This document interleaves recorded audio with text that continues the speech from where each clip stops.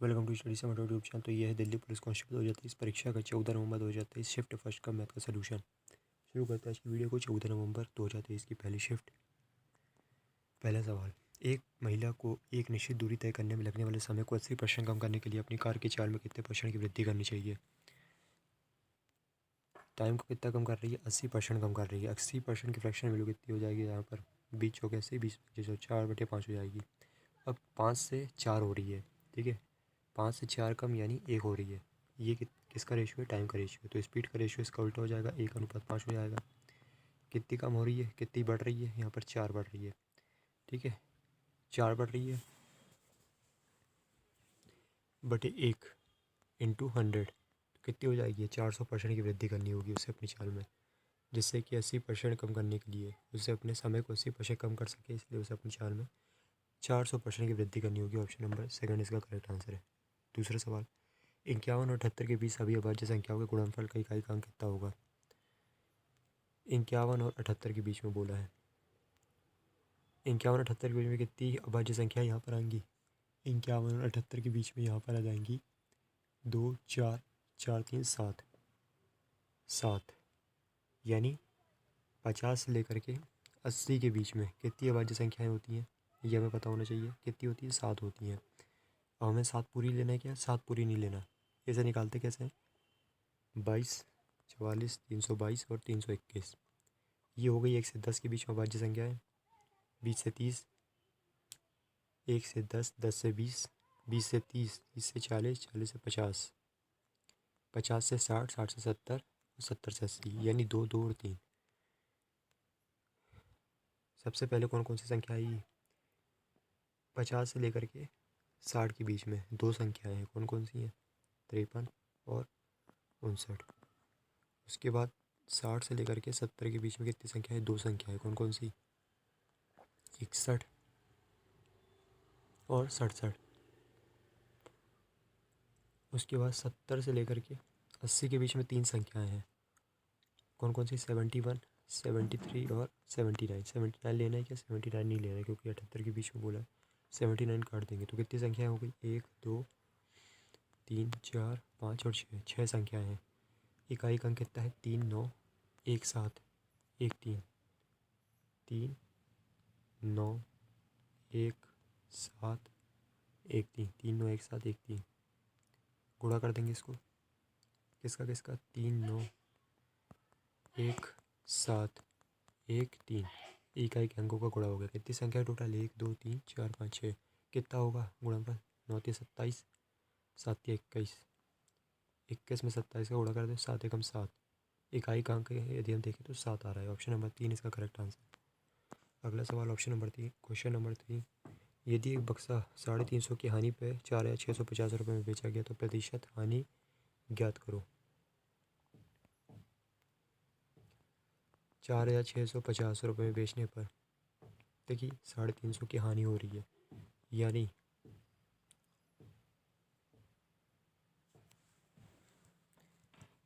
4,300। 4,650 रुपये में वस्तु बेच रहा है, फिर भी 350 रुपये की हानि हो रही है, यानी वस्तु कितने रुपये में ख़रीदा होगा? 7 3 10, 4 1 5, 5,000 रुपये में ख़रीदा होगा। 5,000 रुपये में ख़रीदा होगा। 350 की हानि किस पे? 5,000 रुपये। तो 100 पे कितना हो जाएगा? ये परसेंट हानि निकाल आएगी यहाँ से। डबल जीरो होगा, 1 जीरो से यहाँ गया, 5 7 35, 7% की हानि। ऑप्शन नंबर सेकंड इसका करेक्ट आंसर।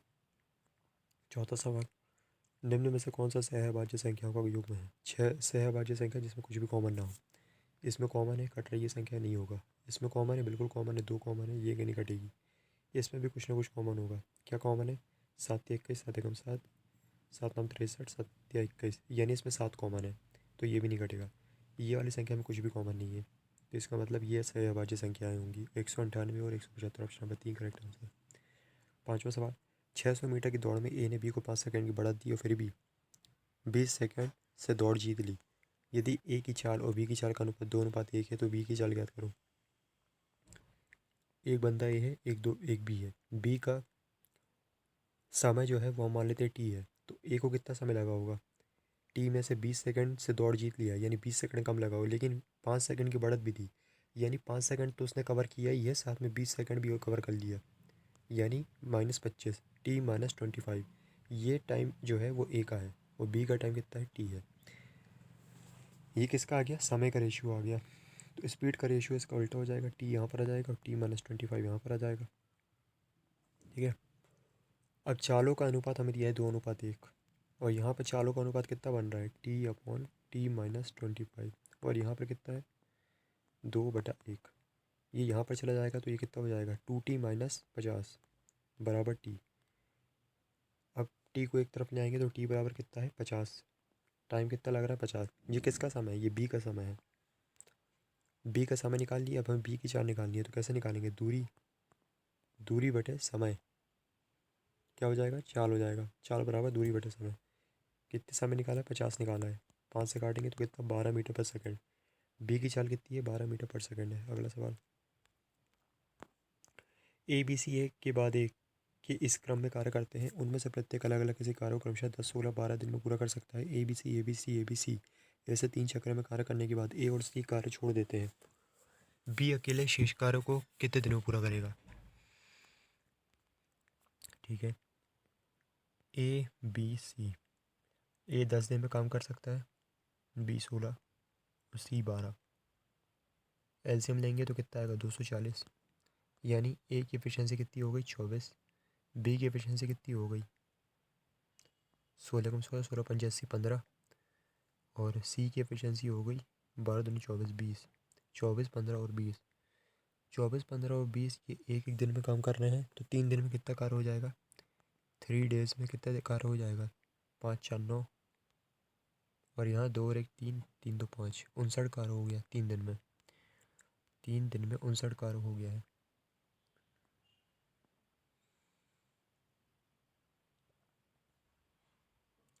ठीक है, 3 से यदि इसको गुणा कर दें 9 3 27, 5 3 15 16 17, 170 काम हो चुका है। ठीक है, 170 काम हो गया है। कितने में से, 240 में से। माइनस कर दो, शेष काम आ जाएगा। शेष काम कितना बचा, 63।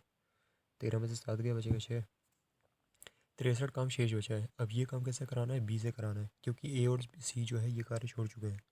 बी की एफिशिएंसी कितनी थी, 15 थी। 15 से काम कराएंगे, 63/15 कितने हो जाएगा, 15 चौका 60, ये बचेगा 3/15। तो ये कितना, 3 एकम थी, 3 × 15, 4 सही 1/5 दिन में कार्य पूरा करेगा। 4 सही 1/5 दिन, यही ऑप्शन नंबर 2 सही आंसर। 7वां सवाल, दो संख्या का एलसीएम और एचसीएफ का गुणन 48 है। दोनों संख्याओं का अंतर 13 है तो संख्या ज्ञात करो। पहली संख्या दूसरी संख्या, दोनों का गुणनफल कितना होता है, दोनों का गुणनफल 48 दिया है। ठीक है,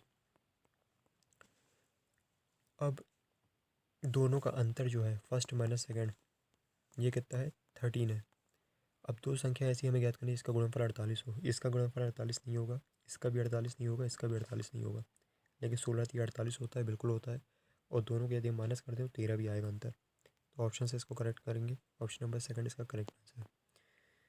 8वां सवाल, माना x बराबर 5 y बराबर 8 है तो निम्नलिखित संख्या को आरोही क्रम में व्यवस्थित करो।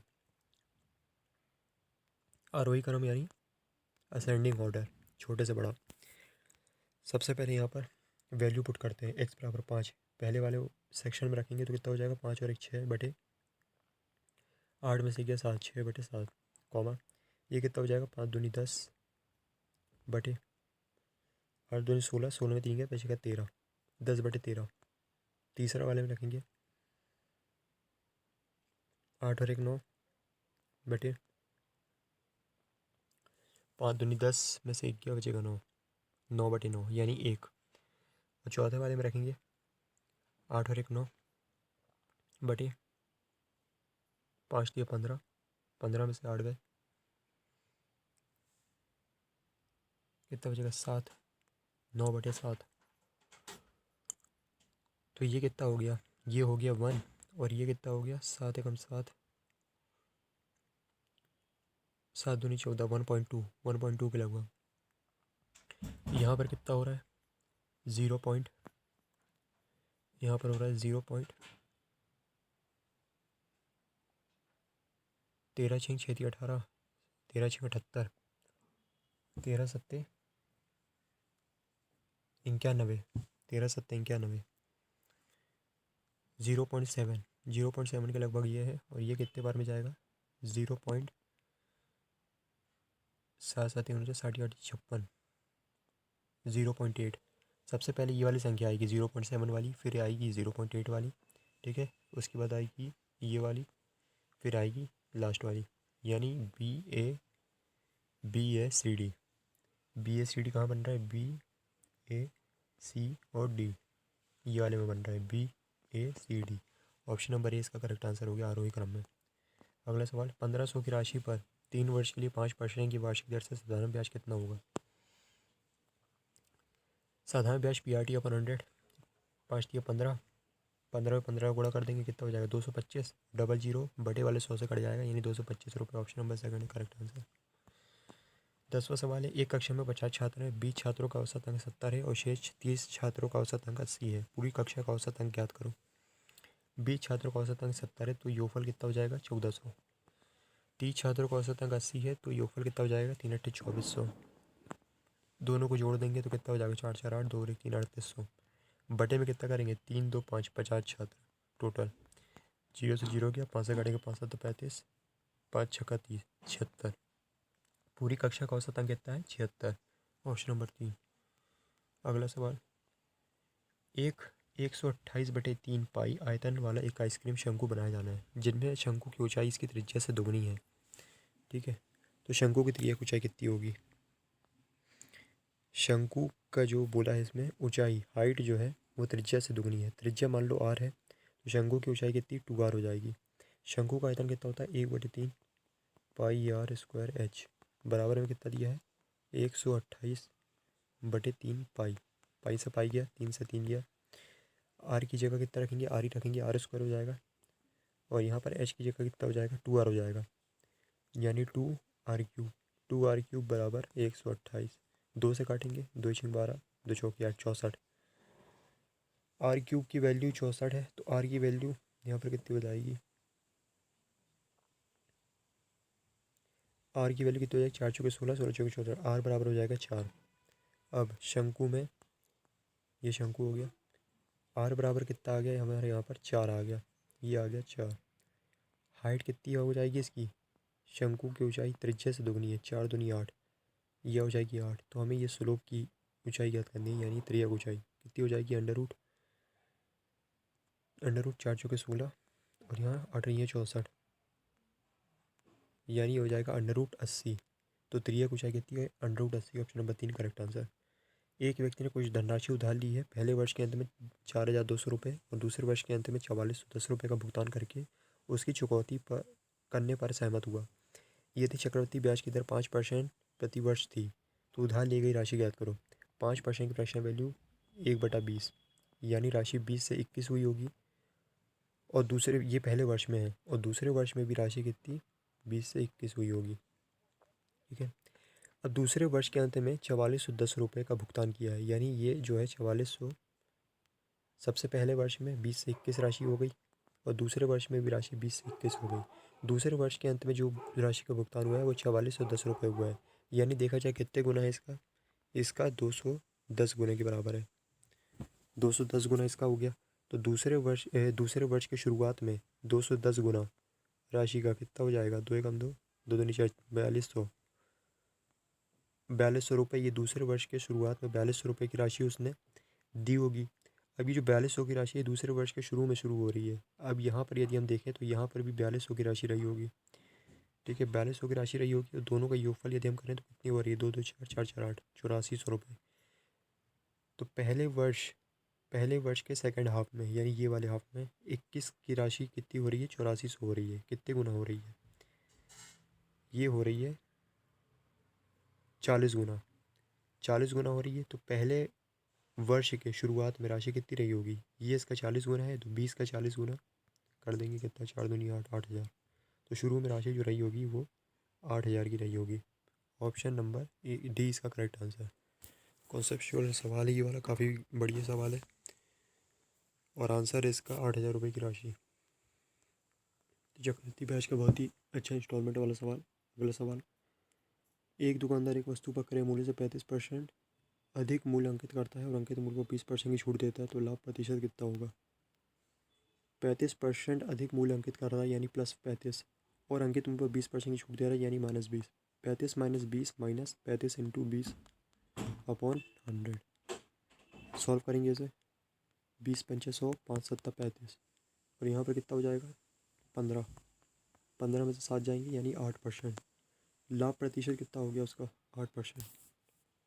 8% का लाभ परसेंट हो गया। ठीक है, ऑप्शन नंबर 3 करेक्ट आंसर। 14 सवाल। 15% की कमी के बाद अजय की आय 2,12,500 रुपये है।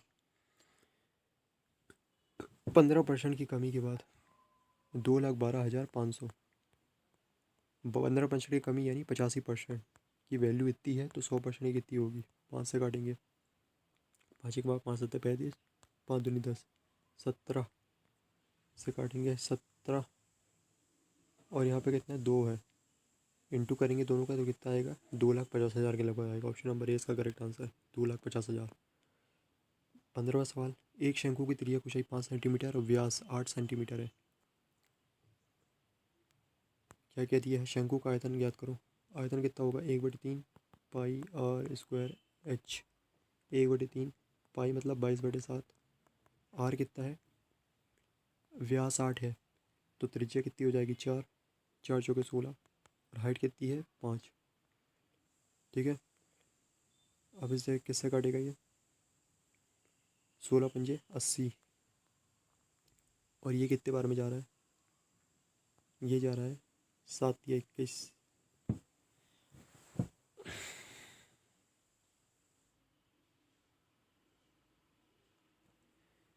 ये 21 बचेगा, ये 7 एकम 7, 3.1 के लगभग, और यहाँ पर कितना है? 3 है, लगभग 10 बार में जाएगा। और यहाँ से यदि देखा जाए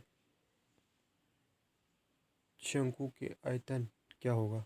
1/3 22/7 16, व्यास 8 है, त्रिज्या कितनी हो जाएगी? 4 हो जाएगी। 4 चौके 16, और ऊंचाई 5 है। इसको सॉल्व कर लेंगे तो फाइनल आंसर कितना आ जाएगा? 50.28 centimetre cube. Option number 3 correct answer. तो ये था दिल्ली पुलिस का 14 नवंबर 2023 शिफ्ट फर्स्ट का पेपर। स्टडी 7 यूट्यूब चैनल पर पीडीएफ मिलेगी टेलीग्राम चैनल पे। मिलते हैं नेक्स्ट वीडियो।